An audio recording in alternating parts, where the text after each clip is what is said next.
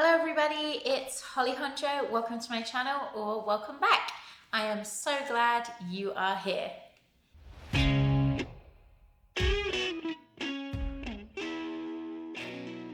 If you follow me on Instagram or on the YouTube community tab, you already know what happened to me last week, but I did want to talk a little bit about it on my channel, just because I think that it's something that doesn't really get talked about enough.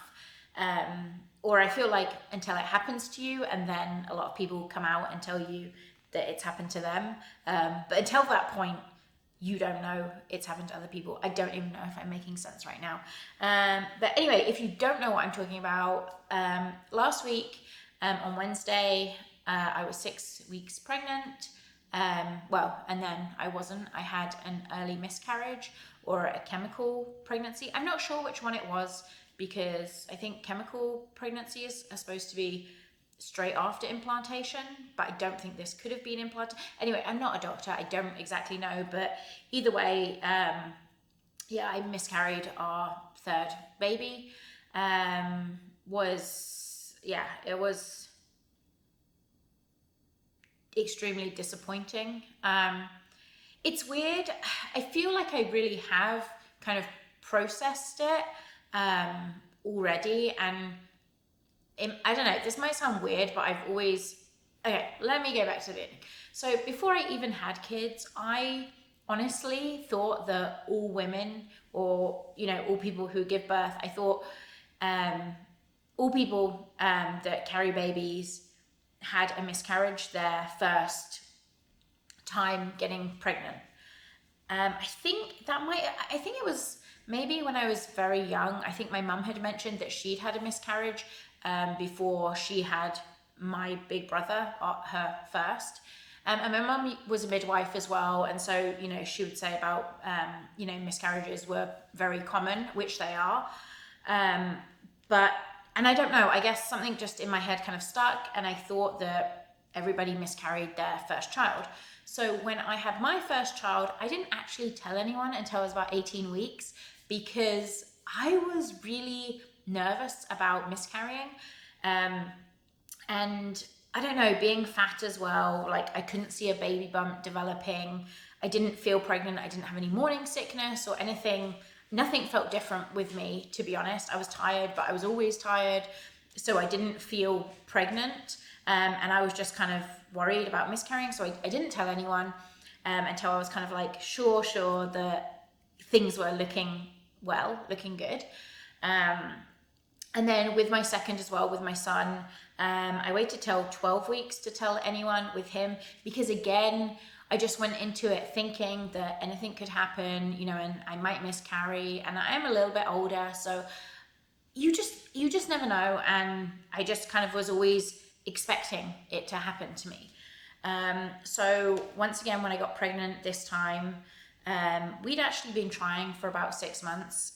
It's not something I've talked about on my channel, because I don't know, I don't, at this point, I don't know if it's not infertility, although I think at my age, they do say after about 6 months, you probably do need to talk to a doctor.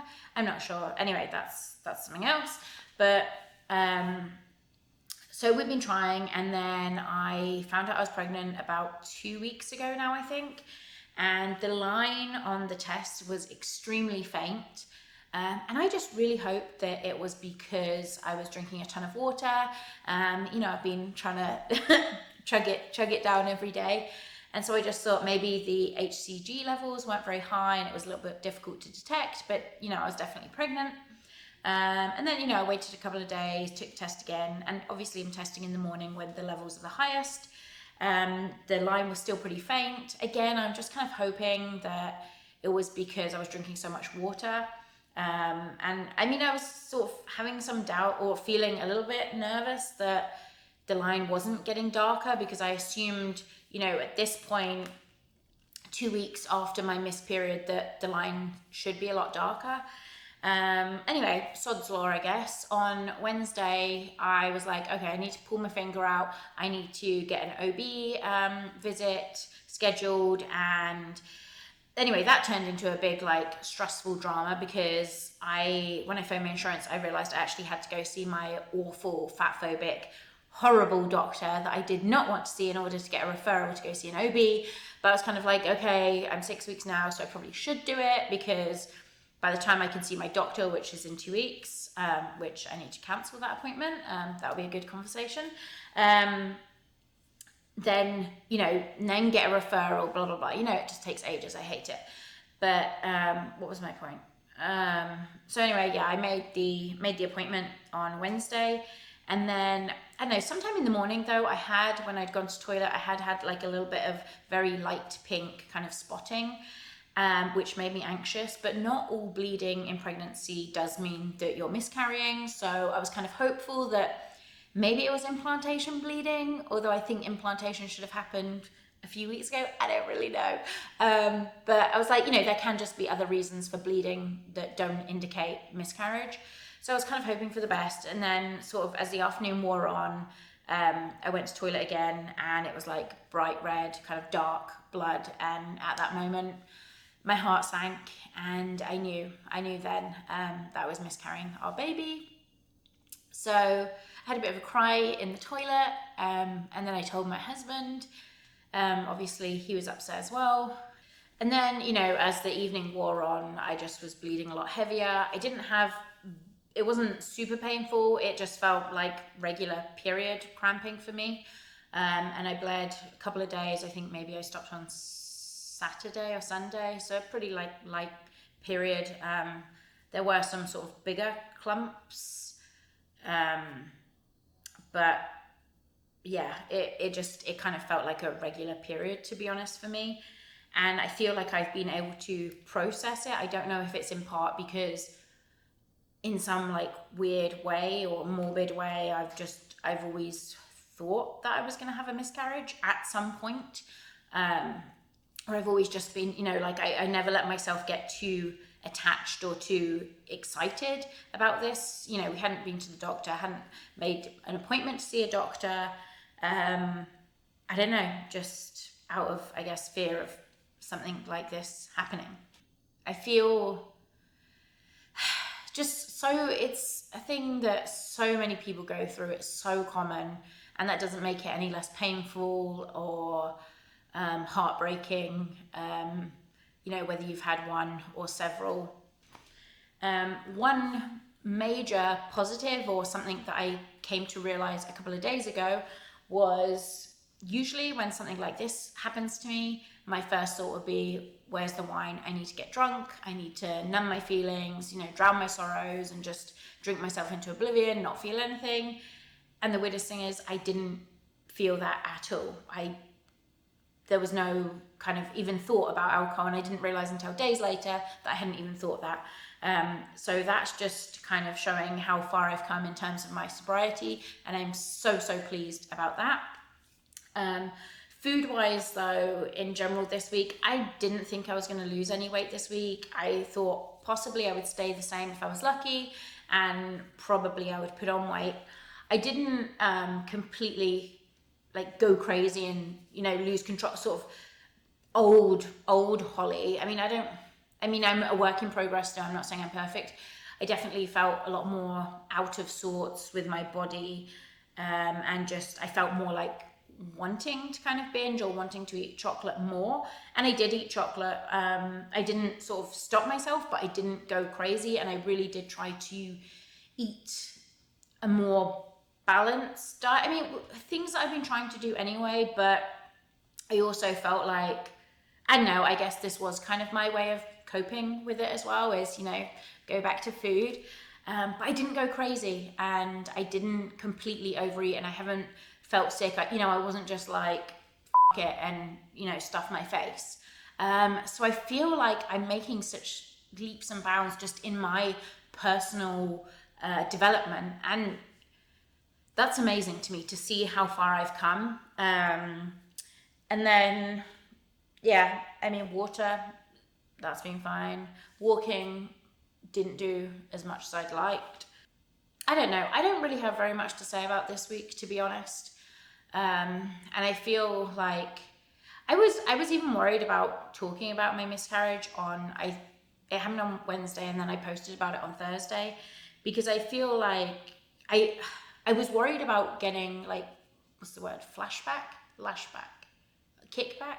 I was worried about getting pushback. I don't know, like people being horrible to me basically for, talking about it too soon. I don't even know if that is a thing that exists.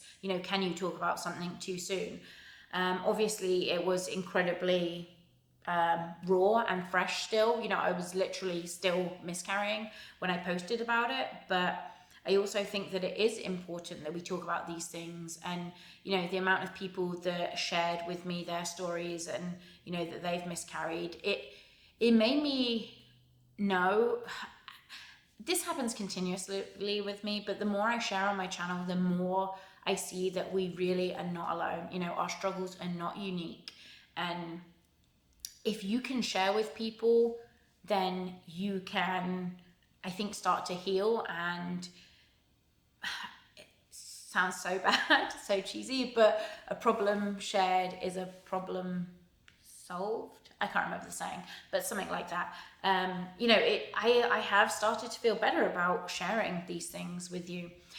The weirdest thing is, yes, I don't necessarily share it with people closest to me. It's not like I texted any of my friends and was like, hey, I'm having a miscarriage. But I shared it with everybody on Instagram, and for me, that is my kind of outlet. That is the way I share things. I don't think, that's not really my style to call up people and tell them my troubles, if that makes sense. I spoke to my sister and my mum about it, so I did share it with, I had real life support in that sense. And then obviously a lot of my friends did see it as well and reached out to me. But I don't know, and this whole thing of how I've been sort of journaling every day and keeping kind of a track of my journey is really showing me how far I've come. So every day, and it's kind of a bit repetitive and a little bit boring, and it's not like I'm pouring out my heart, but I can definitely see my changes in my thoughts and feelings. And I'm starting to really, really understand myself and learn my kind of food triggers or my drink triggers or things, just getting to know myself so much better. And writing it down, it does help. You're seeing patterns. It's kind of that like introspection that you get when I start writing out things as I'm typing.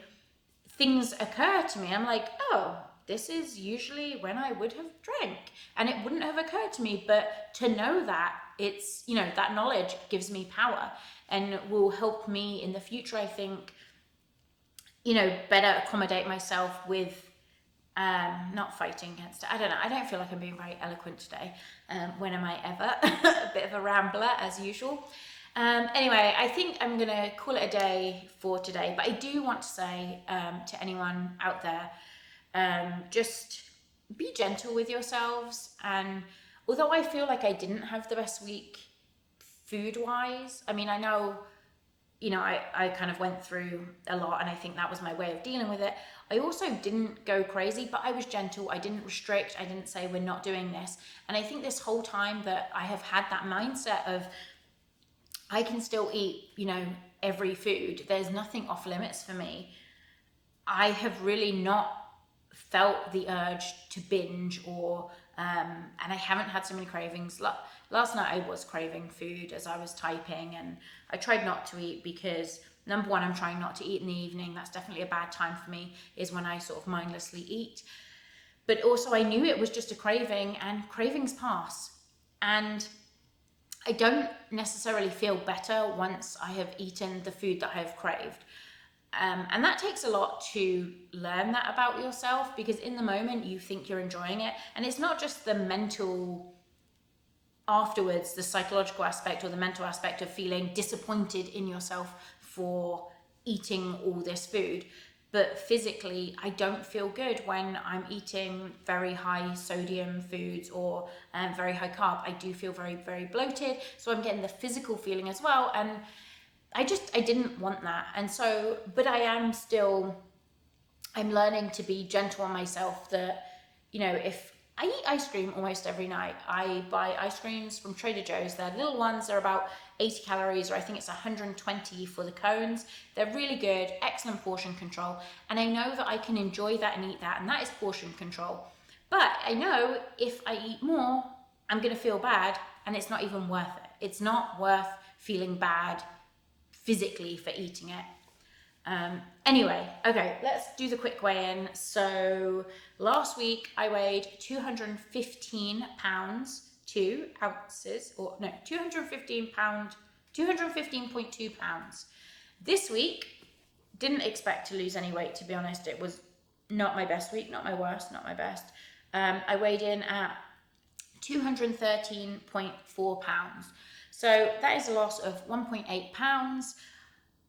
I'm ecstatic at that, to be honest. I didn't think I was going to lose. I thought I was going to gain for sure. So I'm really happy with that. I don't know what the total is. It will come up on the screen, probably like now, of overall how I'm doing. But yeah, I just want to, my advice to you is go easy on yourself, take it slow, take it slower than you think it needs to be slow as well. Don't rush yourself to do anything. You know, I've been wanting to get more back into doing proper workouts. And I haven't yet. I haven't. But I think if I was to make myself start exercising, it's going to be too many things for me right now. And I don't want to push off. I'm still doing well. I'm still losing nearly every week. There was that 1 week I put on 1 pound, but I'm losing every week. And I want to keep, I'm going to keep drinking my water, keep working on my food habits, and then we'll do those workouts. But I will have more workouts for you, I promise, at some point. Anyway, thank you all so much for being here with me today. And thank you all so much, honestly, from the bottom of my heart, all those supportive, kind, loving messages I had from, so many of you and everybody who shared their stories. I see you all, and thank you so much. Okay, my darlings, bye.